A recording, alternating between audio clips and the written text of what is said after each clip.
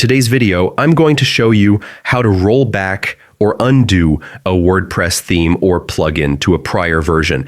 By the end, you'll know how to fix issues caused by recent updates. First, open your browser and go to wordpress.com.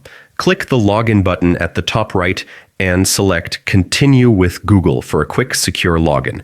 Choose the account linked to your WordPress site and you'll land on your dashboard. On the right panel under Quick Links, click Edit Site. This opens the editor where you can customize your site.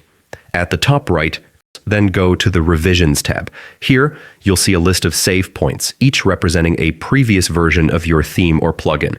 Browse the save points and select the version you want to restore. Then click Apply to revert your setup. Take a moment to confirm everything is working as expected. And that's it. You've successfully theme or plugin. Regularly checking your save points gives you peace of mind and keeps your site running smoothly. If this video helped, don't forget to like and subscribe for more WordPress tips.